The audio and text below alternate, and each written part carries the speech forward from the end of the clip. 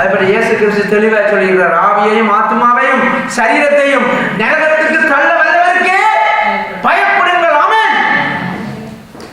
அவருடைய வாழ்க்கையில் எப்படிப்பட்ட சூழ்நிலை இருந்தாலும் வேற தெய்வங்களுக்கு, பிசாசுக்கு, பில்லி சூனியங்களுக்கு, செய்வின சூனியங்களுக்கு பயப்படாது இருக்க வேணும். ஆமென். ஒண்ணுக்கும் பயப்படக்கூடாது. ஜீவன் உள்ள தேவனுக்கு மாத்திரம்தான் நாங்கள் பயந்து வாழ.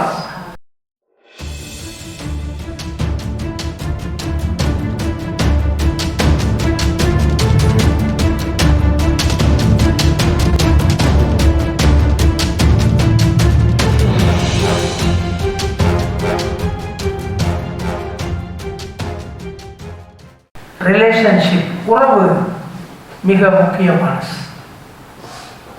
மனிதனை கனம் பண்ணுவானும், அன்பு செய்வானும். இப்போ நாங்கள் பார்க்குறோம், குடும்பங்களில் உறவுகள் உடைகின்றன. பெற்றோர் பிள்ளைகள், கணவன் மனைவி, இப்படியான உறவுகள் குடும்பங்களுக்குள்ள மனிதர்கள் மத்தியில் உறவுகள் மேம்பட வேணும். ஒரு பக்கம் அவைகள் அழிந்து உடைந்து போய்கொண்டிருக்கிறத நாங்கள் பார்க்கிறோம்.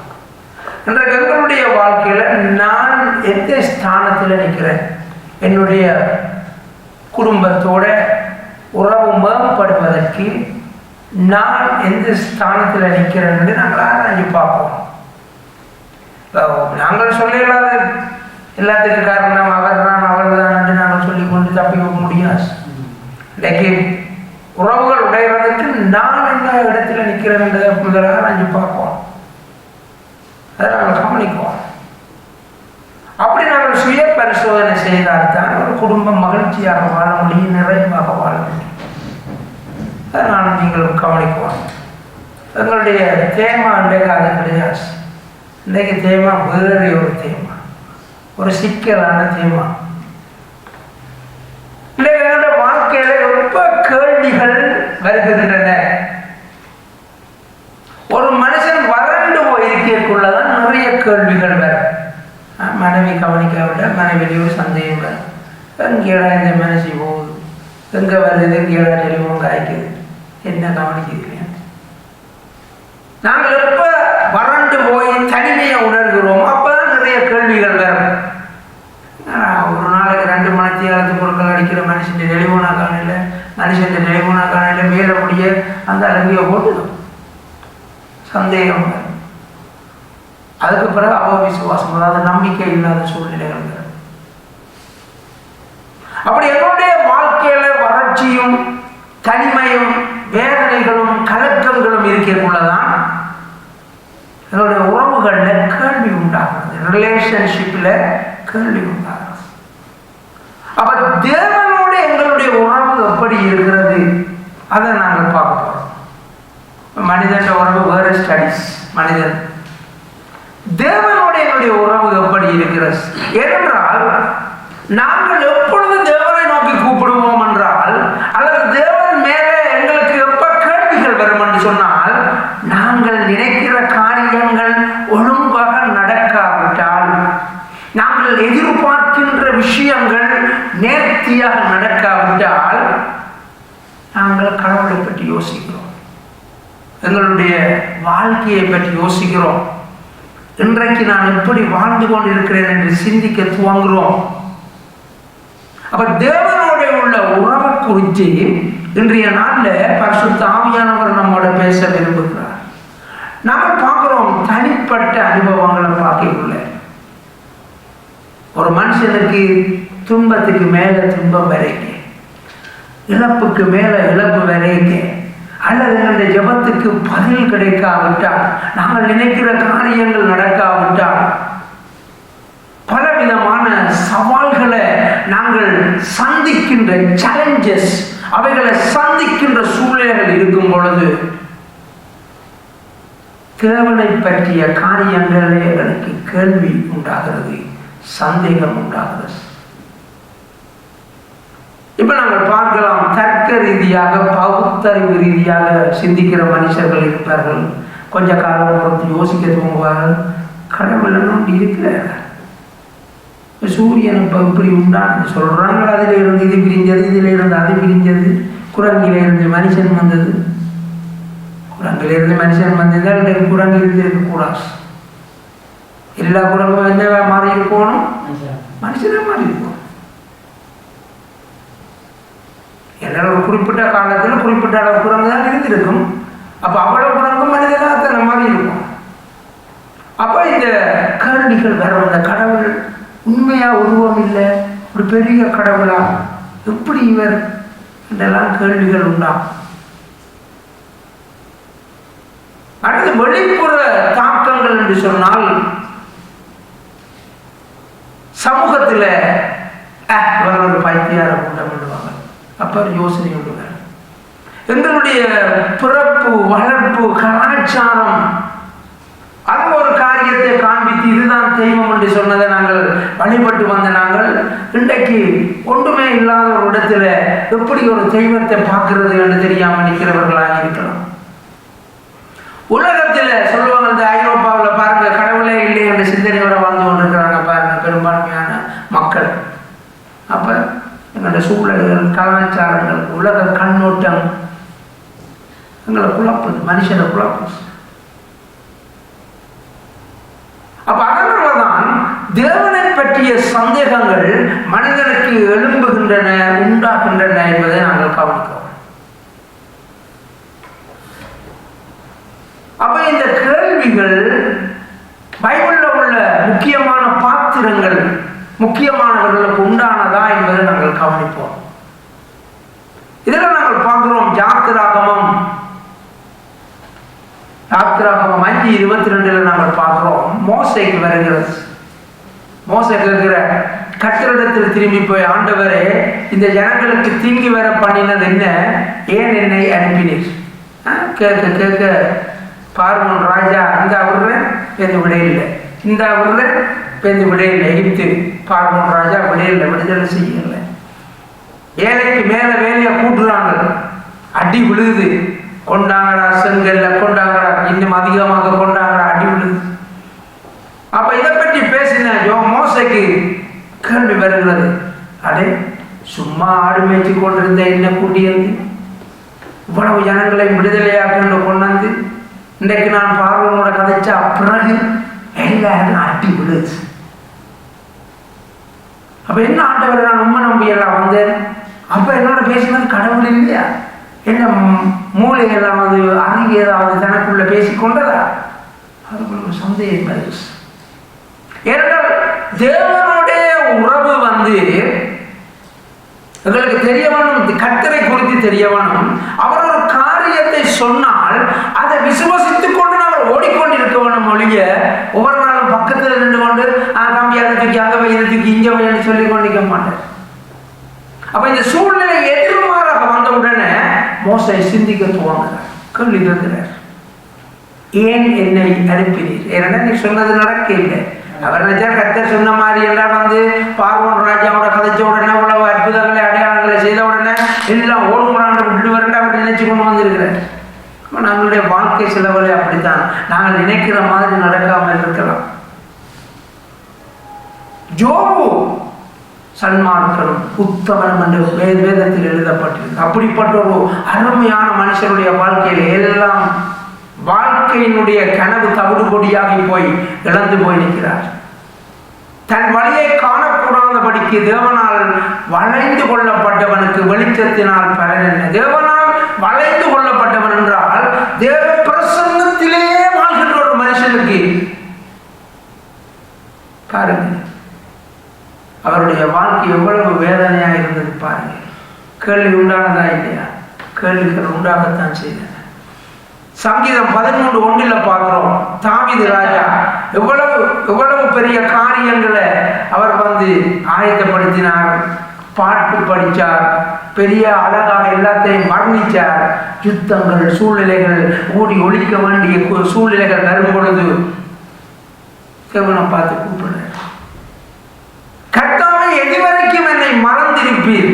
அப்பா பெற்ற நினைப்பு, என்னதான் தேவன் என்னத்தான் நினைச்சு கொண்டு போனோம், எனக்கு பிரச்சனை ஒன்றுமே வராது, எதுவரைக்கும் உங்களுடைய முகத்தை எனக்கு மறந்து கேட்டாரா இல்லையா? கேட்டார். 1 ராஜாக்கள் 18:4 பார்க்கிறோம். அவன் வனாந்திரத்தில் ஒரு நாள் பிரயாணம் போய் சூறைச் செடியின் கீழ் உட்கார்ந்து எலியா ஐயா தான் சாக வேண்டும் என்று கோரி, போதும் கர்த்தாவே என் ஆத்மாவை எடுத்துக்கொள்ளும், நான் என் பிதாக்களை பார்த்து நல்லவன் அல்ல என்று அதில் குற்ற உணர்வு வருது. ஐயா என்னை விடுங்க ஐயா, என்னை எடுத்துக்கொள்ளும். மரணத்தின் விளிம்பு, சாவு வர விரக்தி, வாழ்க்கை விரக்தி, ஊழியம் செய்து விரக்தி, ஓட வேண்டி கிடக்குது. அப்ப எலியாவுடைய வாழ்க்கையில கேள்வி வந்ததா இல்லையா? கேள்வி வந்து 10ஆம் முறைக்கு பார்த்தால் இயேசு கிறிஸ்து மார்க்கு 15:34 9ஆம் மணி நேரத்திலே இயேசு ஏலோயி ஏலோயி லாமா சபக்தானி என்று மிகுந்த சத்தமிட்டு கூப்பிட்டார். அதற்கு எந்தவனே எந்தவனே ஏன் என்னை கைவிட்டீர் என்று அர்த்தம். அவர் மனிதனாக இருந்தார். எல்லாருடைய பாவங்களும் அவர் மெஸ்ஸியாவாக பிறந்தார். பாவங்கள் எல்லாவற்றையும் அவர் சுமக்க வேண்டி இருந்தது. அதனாலே அவர் கைவிடப்பட்டிருக்கிறத நாங்கள் பார்க்கிறோம். அவர்களுடைய வாழ்க்கையிலே ஒரு மனிதன் எப்பொழுது தேவனை பற்றி சிந்திக்கிறான், தேவனை குறித்து சந்தேகப்படுகிறான், தேவனுடைய காரியத்தில் அவவிசுவாசம் உண்டாகிறது என்றால், அவன் கைவிடப்பட்டிருக்கும் பொழுது, தனிமையிலே இருக்கும் பொழுது, வேதனைகளையும் சோதனைகளையும் அவன் தாங்கக்கூடாத சொல்லனா துன்பங்களை அனுபவிக்கும் பொழுது கடவுளை பார்த்து கேள்வி கேட்கிறத நாங்கள் பார்க்கிறோம். அப்ப நாங்கள் ஒரு சம்பவத்தை வாசிப்போமா? நியாயாதிபதிகள் 6:24 வாசிப்போம். அங்கே கிதியோன் கர்த்தருக்கு ஒரு பலிபீடத்தை கட்டி அதற்கு யெகோவா ஷாலோம் என்று பெயரிட்டான். அது இந்நாள் வரைக்கும் அபியேஸ்ரியரின் ஊராகிய ஒப்ராவில் இருக்கிறது. அப்ப இந்த இடத்துல நாங்கள் பார்க்கின்ற காரியம், அவர் ஆண்டவருக்கு ஒரு நன்றி, ஆண்டவர் சந்திச்சபடியினால நன்றி செலுத்தி ஜெகோவா ஷாலோம் என்று சொல்லி அவர் அந்த இடத்துக்கு பேர் வைக்கிறத நாங்கள் பார்க்கிறோம். அப்போ அவருடைய வாழ்க்கையில் Jehovah Shalom the Lord is peace, அவருடைய கர்த்தர் சமாதானம் உள்ளவர், சமாதான கர்த்தர். இன்றைக்கு உங்களுடைய வாழ்க்கையில அவர் சமாதானத்தை கட்டளையிட விரும்புகிறார். உங்களுடைய வாழ்க்கையில நிச்சயமா இந்த வார்த்தை கிரியை செய்யும். தொடர்ந்து நாங்கள் சம்பவங்களை பார்ப்போம். நியாயாதிபதிகள் 6:3-4 கவனிப்போம். இஸ்ரவேலர் விதை விதைத்திருக்கும் போது மீதியானியரும் அவிலேக்கியரும் கிழக்கு புத்திரரும் அவர்களுக்கு விரோதமாய் எழும்பி வந்து அவர்களுக்கு எதிரே பாளையம் இறங்கி காசாவின் எல்லை மட்டும் நிலத்தின் விளைச்சலை கெடுத்து இஸ்ரவேலிலே ஆகாரத்தை ஆகிலும் ஆடு மாடுகள் கழுதை ஆகிலும் வைக்காதே போவார்கள். அப்ப இந்த இடத்துல நாங்கள் பார்க்கின்ற காரியம், தேவனுடைய பிள்ளைகள் தேவன் வாக்கு பண்ணின பூமியிலே வாழ்ந்து கொண்டிருக்கிறார்கள். ஆனா நிம்மதியா வாழ விடுறார்கள். 1க்கு 3 இனம் சுத்தி வேற வந்து அடிக்கிறாங்க, கொள்ளை அடிக்கிறாங்க, சூறையாடுறாங்க. அப்ப அங்குள்ள மக்களுக்கு ஒரு கேள்வி வருகிறது. ஒவ்வொரு நாளும் பாதுகாக்க ஓடிப்போய் மலைகள்ல கெபிகள்ல ஓடிப்போய் ஒளிஞ்சிருக்கிறாங்க, பயத்தோட இருக்கிறாங்க. கொலை வெறியில வருவாங்க, கண்டவன் நின்றவன் எல்லாரையும் கொலை செய்துட்டு கிடக்கிற எல்லாத்தையும் அள்ளி கொண்டு போடுவாங்க. அப்படியான வேதனையான சூழ்நிலை, பயத்தோட, யுத்த பயத்தோட, கலக்கத்தோட அவங்க வாழ்ந்து கொண்டிருந்த தருணம் தான் இந்த கிதியோனுடைய காரியம். காசா அன்றவர்களுக்கு தெரியும், இப்போ காசா இருக்குது. அவங்க வந்து என்ன செய்யறாங்க, நிலத்தின் விளைச்சல்களை கெடுத்து இப்ப கிடக்கிறத எல்லாத்தையும் அள்ளி கட்டி கொண்டு போனா பரவாயில்லை.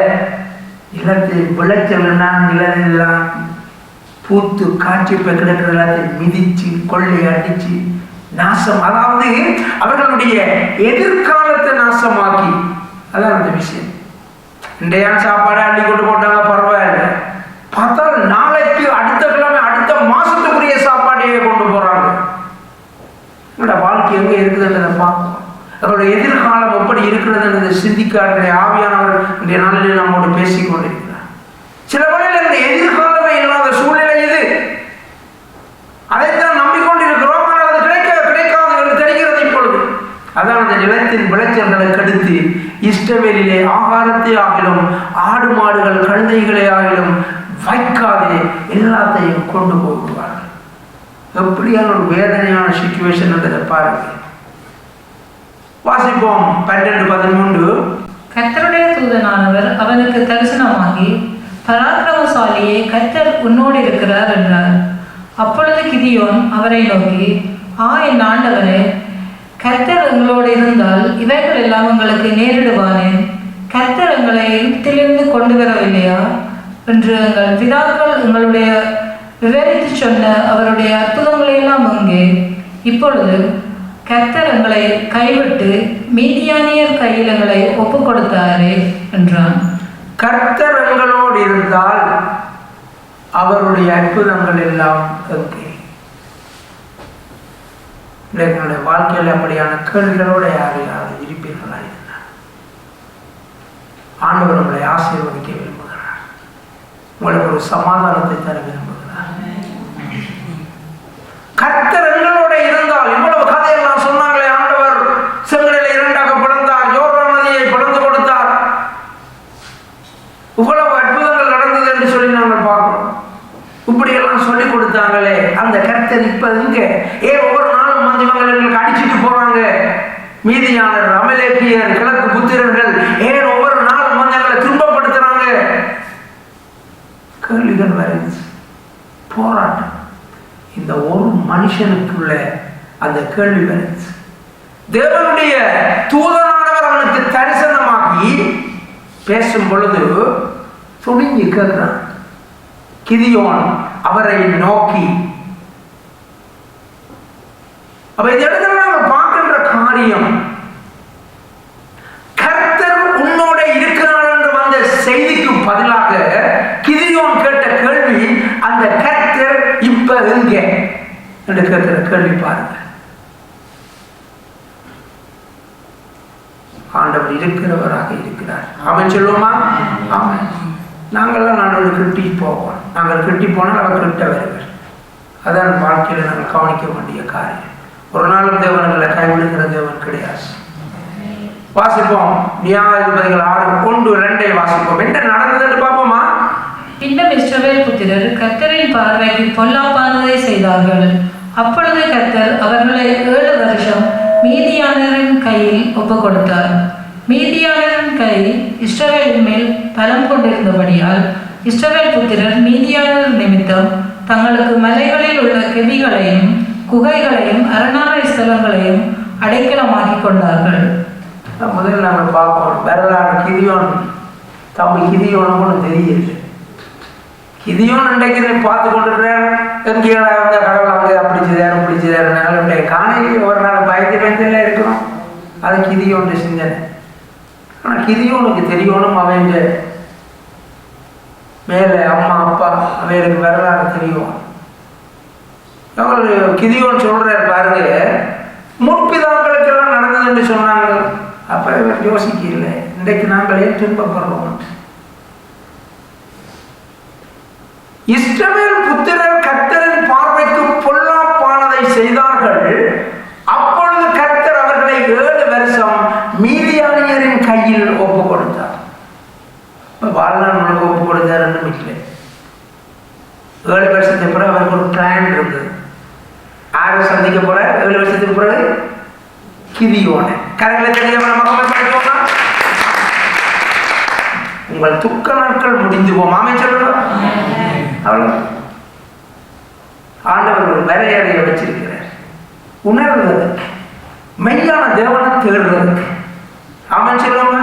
அந்த மெய்யான தேவனை இப்ப இந்திரன் ஒரு நாள் விரதம் இருந்த இந்த 100 நாள் முடிவில மெய்யான தேவன் அவருக்கு வெளிப்பட்டாரா இல்லையா? மெய்யான தேவன் வெளிப்படவும், அதான் உண்மையான காரியம். அப்ப இந்த இடத்துல நம்ம பார்க்கின்ற காரியம், ஆண்டவர்கிட்ட இன்றைக்கு கேள்வி கேட்கிறோம். ஆனால் முதல் நடந்த சம்பவங்கள் எனக்கு தெரியாது.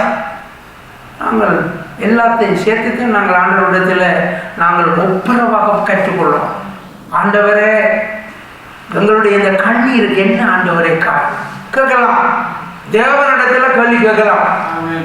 எங்களுடைய ஜீவனுள்ள தேவனத்தில் இருக்கிற ஆண்டவரே, ஏன் எனக்கு இந்த நிலைமை, நான் உண்மைத்தானே நம்பி இருக்கிறேன், எனக்கு உதவி செய்யுங்கப்பா சொல்லுங்க. ஆண்டவர் நிச்சயமான காரியங்களை உங்களோட தொடர்பு கொள்ளுவார். உங்களை தூக்கி எடுக்க அவர் உண்மை உள்ளவராக இருக்கிறார். நியாயாதிபதிகள் 6:9-10 கவனிப்போம்.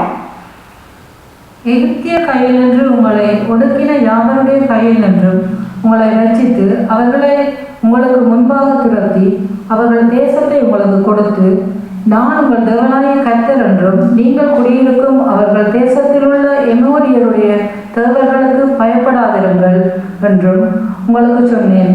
நீங்களோ என் சொல்லை கேளாதே போனீர்கள் என்றார் என்று சொன்னான். இங்கே ஆண்டவர் அந்த தேசத்தில் குடியிருத்துக்குள்ளே சொன்னவர், தம்பி சுவிசுக்கு போற குடிகார ஃப்ரெண்ட்ஸ் எல்லாம் இருக்கிறாங்க, கவனமா இருங்க அப்படியே சொல்ற மாதிரி. எல்லாம் சுவிசுக்கு போறீங்க, எல்லாம் கவனமா இருக்கணும்னு சொல்லி சொல்லி ஆண்டவர் விட்டாரு. அப்படியே அது மாதிரி தான் ஆண்டவர் கொண்டு போய் அங்க குடியேற்றும் பொழுது சொன்ன காரியம், நான் உங்கள் தேவனாகிய கர்த்தர் என்றும் நீங்கள் குடியிருக்கும் அவர்கள் தேசத்தில் உள்ள எமோருடைய தேவர்களுக்கு பயப்படாதீர்கள்.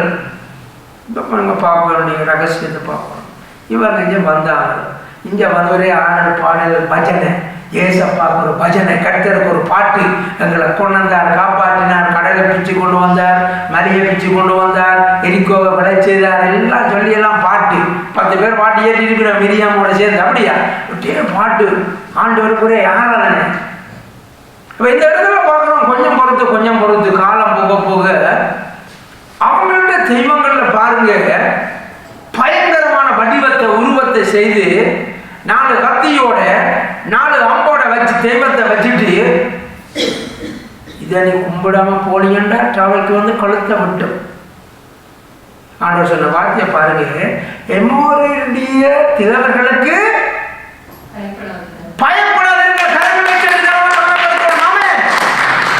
அவங்க அப்படித்தான் செய்து வச்சிருக்கிறாங்க தெய்வத்தை. பாருங்க என்ன நடக்குது.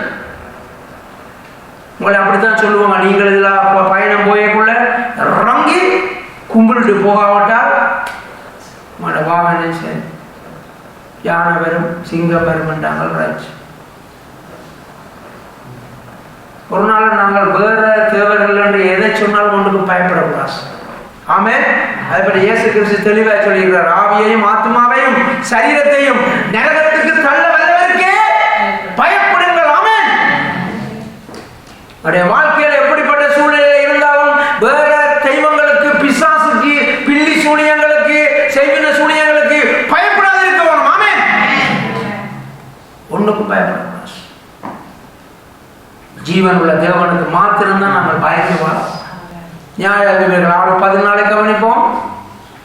அப்பொழுது கர்த்தர் அவனை நோக்கி பார்த்து, உனக்கு இருக்கிற இந்த பலத்தோட போ, நீ இஸ்ரவேலை மீதியானவரின் கைக்கு நீங்களாக்கி ரட்சிப்பாய், உன்னை அனுப்புகிறவர் நான் அல்லவா என்றார். அப்ப இந்த இடத்துல நாங்கள் பார்க்கிறோம், தேவன்கிட்ட கேள்வி கேட்டது உண்மைதான், ஆனால் அவன் பலவீனமானவன் கிடையாது. அதனாலதான் ஆண்டவர் சந்திக்கும் பொழுதே சொல்லுகிறார், அவனை ஒரு பலமான ஆண்டவர் அங்கே பார்க்கிறத நாங்கள் பார்க்கிறோம். இன்றைக்கு என் மேலேயும் உங்கள் மேலேயும் தேவனுடைய அழைப்பு வந்திருக்குது என்று சொன்னால் நீங்கள் பலவீனர்கள் கிடையாது.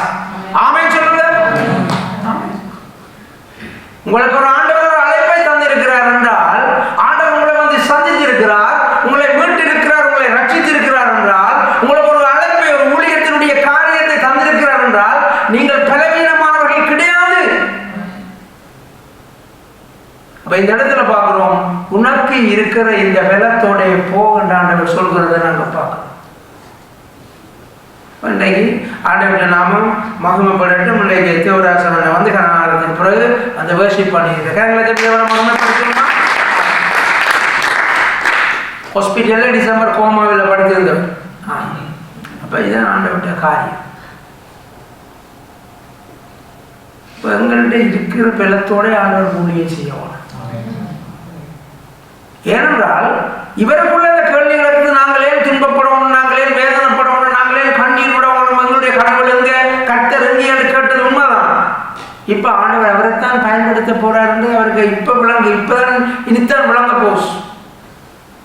எல்லாம் கடந்து முடியத்தானே தெரியும். விரைவாக நாங்கள் பார்ப்போம் ஆண்டவர் இப்படியான காரியங்களை செய்தார். நியாயாதிபதிகள் 6:15-16. அதற்கு அவன், என் ஆண்டவரே, நான் இஸ்ரவேலை எதனால் ரட்சிப்பேன்? இதோ மனாசேயில் என் குடும்பம் மிகவும் எளியது. என் தகப்பன் வீட்டில் நான் எல்லாரிலும் சிறியவன் என்றான். அதற்கு கர்த்தர், நான் உன்னோட கூட இருப்பேன். ஒரே மனுஷனை முறிய அடிப்பது போல நீ மீதியானியரை முறியடிப்பாய் என்றார்.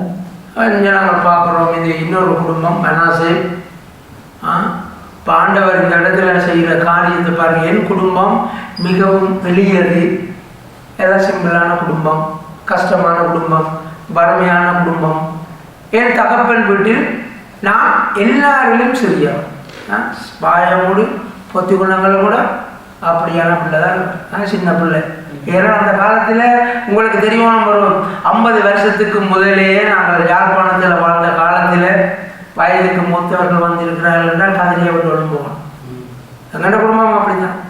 பெரியப்பா சித்தப்பா வந்திருக்கிறார்கள் ஒழுங்குவோம். இதுதான் விஷயம். சின்னாக்கள் வாயது கிளாஸ். அப்ப இந்த காலத்துல இன்னும் எப்படி ஸ்ட்ரிக்டா இருந்திருக்க யோசிச்சு பாருங்க. அப்படிப்பட்டவனைத்தான் தேவன் சந்திக்கிறத நாங்க பார்க்கணும் பாருங்க. ஆகவே எங்கண்ட ஆண்டவனுடைய பார்வையில பெரியவன் சிறியவன் ஒன்றும் கிடையாது. அவர் தம்முடைய தேவைக்காக ஆரையும் பயன்படுத்துவார். அவர் பயன்படுத்தும். அதற்கு கர்த்தர் இப்ப இதுல ஒரு விஷயம் இருக்கு. இப்ப இந்த கிதியோன் ஒரு யுத்தத்தை நடத்த வேண்டி இருக்கிறது, ஒரு யுத்தத்துக்கு ஆயத்தப்படுத்த வேண்டி இருக்கிறது. வீட்டிலேயே கணக்கெடுக்கப்படாதவனே தேசம் அங்கீகரிக்குமா? அவ்வளவு ஒரு சிக்கலான அழைப்பட்டதை யோசிச்சு பாருங்க. வீட்டிலேயே என்ன சொல்ல என்ன மனசு கேட்காவில்லை, சபையிலே ஆக்கள் கேட்கணுமா? அதான் பைபிள் சொல்லியிருக்கு, குடும்பத்தை பேர் ஒழுங்கா நடத்த தெரியும். பைபிள் இருக்கா இல்லையா? இருக்கு. அப்ப கிதியோனுக்குள்ள கேள்வி அதுதான். அதனாலதான் சொல்றான், என்ன கணக்கெடுக்க மாட்டாங்க குடும்பத்துல, அடுத்தது எங்க குடும்பத்தை ஒரு தரம் கணக்கெடுக்க மாட்டாங்க. அப்ப எப்படி ஆண்டவரை நான் நமக்கு பயன்பட வேண்டிய விதத்துல அந்த கேள்விகளோட யாரும் இருக்கக்கூடாது இந்த இடத்துல. ஆமென். அதற்கு கர்த்தர், நான் உன்னோட இருப்பேன். இன்றைக்கு நானும் நீங்களும் ஒரு நம்பிக்கையோட விசுவாசத்தோட ஓடிக்கொண்டு இருக்கிறோம் என்றால் தேவன் நம்மோடு இருக்கிறார். கரங்களை தட்டி தேவனை மகிமைப்படுத்துவோம். ஆமென். அந்த தேவன் நம்மோட இருக்கிறபடியினாலதான் நாங்கள் விசுவாசத்தோட ஓடிக்கொண்டிருக்கிறோம். அதுதான் உண்மையான காரியம். நான் உன்னோட இருப்பேன். ஒரே மனுஷனை முறியடிப்பது போல நீ மீதியானியரை முறியடிப்பாய். அவருடைய உள்ளத்துல தான் கேள்வி, இப்படி ஒரு கடவுள் இருந்தார்னு சொல்றாங்க.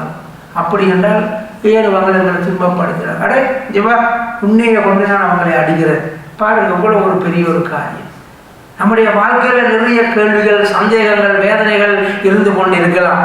சில வேளை நாங்கள் யோசிக்கலாம், அவங்களுக்கு பொருளாதார பிரச்சனைகள் யோசிக்கலாம். நாளைக்கு இதே பொருளாதாரம் உங்களோட காலுக்கு கீழே இருக்கும்படி ஆண்டவர் செய்வார். ஆமென் சொல்லுங்க. ஆமென். உங்களுக்கு ஒரு முக்கியமான காரியத்தை, ஒரு பெரிய வேலையை தேடி தேடி தேடி களைச்சு போயிருக்கலாம். ஆண்டவர் அந்த வேலையை உங்களோட காலடிக்கு கொண்டு வந்து சேர்ப்பார். ஆமென். இதுதான் ஆண்டவருடைய காரியம். அதான் ஆண்டவர் செய்கிற காரியம். தேவன் எங்களோட இருக்குவார். ஆமென் சொல்லுவோமா? ஆமென். இதான் அந்த வெற்றியினுடைய காரியம். இப்பதான் ஆண்டவர் சந்திச்சுட்டு, அந்த தூதன் சந்திச்சுட்டு போன பிறகு அவர் யெகோவா ஷாலோம் என்று பேர் வைக்கிறத நாங்கள் பார்க்கிறோம். அவருடைய வாழ்க்கையில அந்த அந்த அந்த வார்த்தை கிரியை செய்யட்டும். வாசிப்போம் 6:25.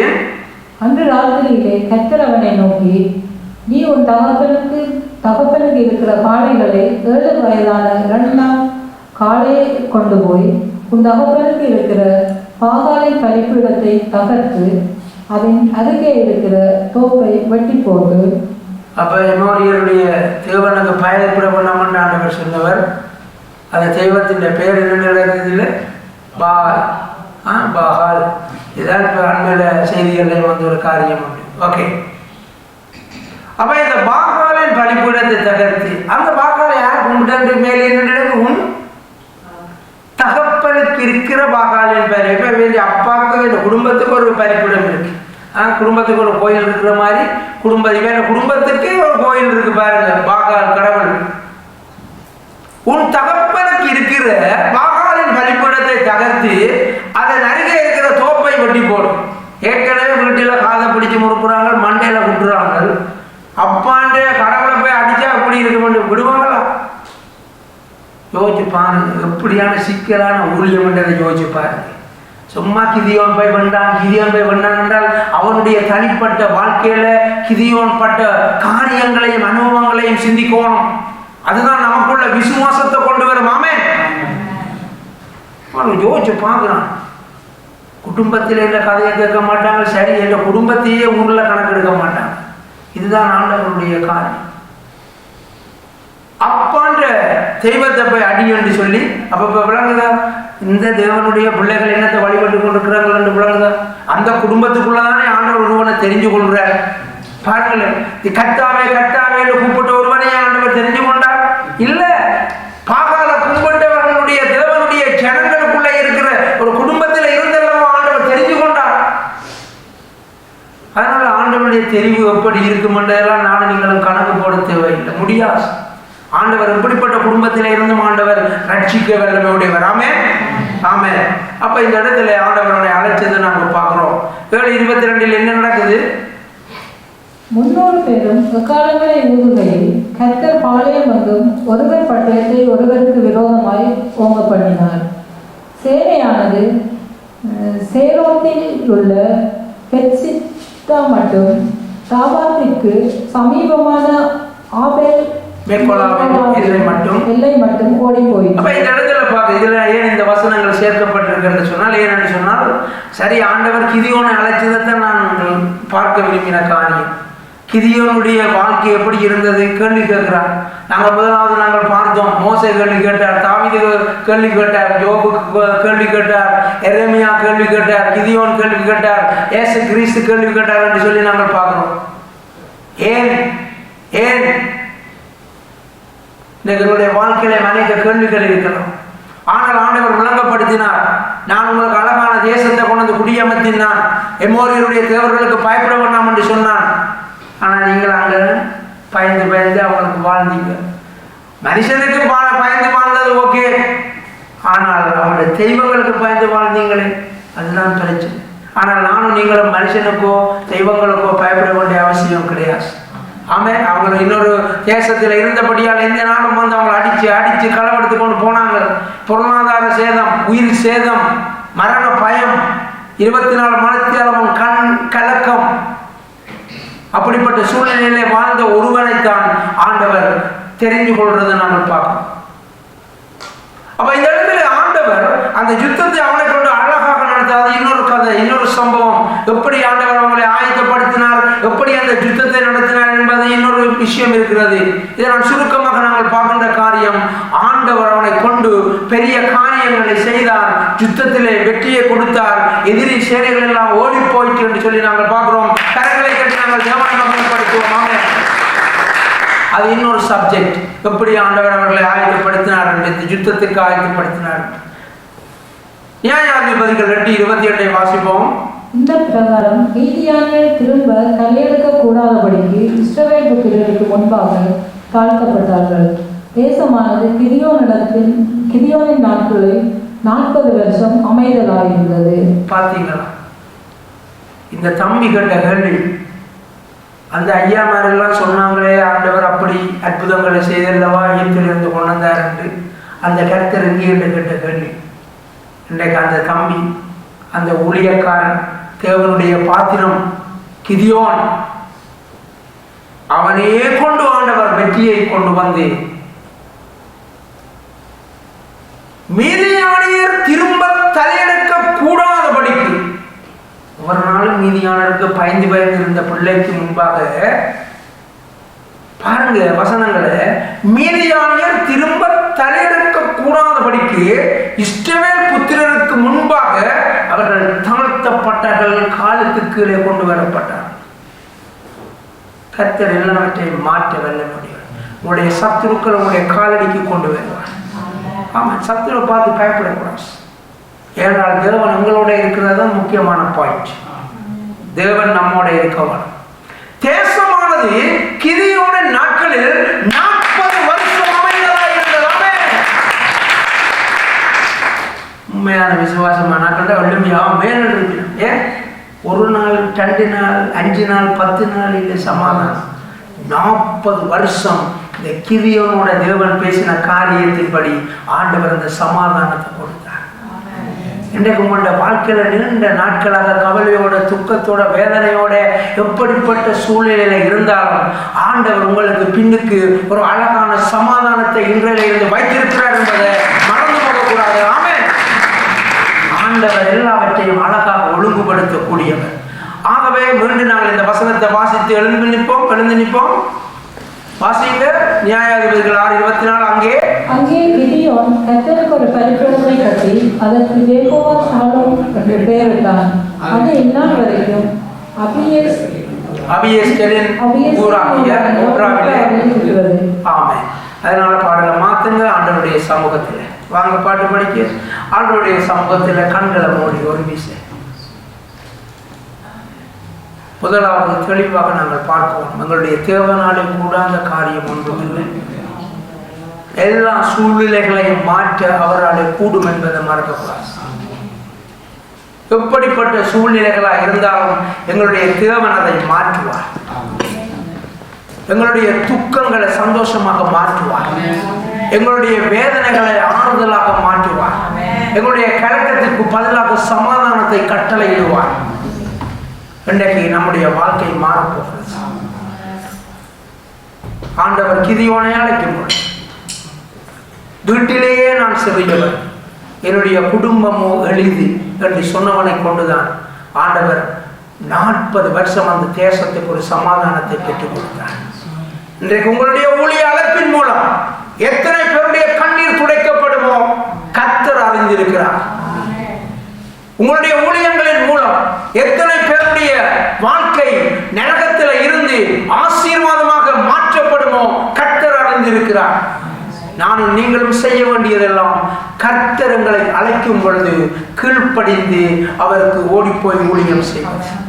அதனாலே அநேகருடைய வாழ்க்கையிலே ஒரு சமாதானத்தை பெற்றுக் கொடுக்கிற பிள்ளைகளாக ஆண்டவர்களை மாற்ற விரும்புகிறார்.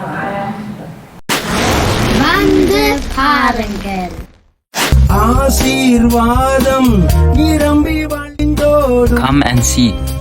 நம் கண்ணீர் யாவையும் இயேசு துடைத்திடுவார். உடைய தேவன் எழுந்தருள்வார். J. Mission Church, Mosüslistraße 32, 6032 Emmen, Luzern. Halleluja, Halleluja, அவருக்கே மகிமை. Halleluja, Halleluja, அவருக்கே கனம்.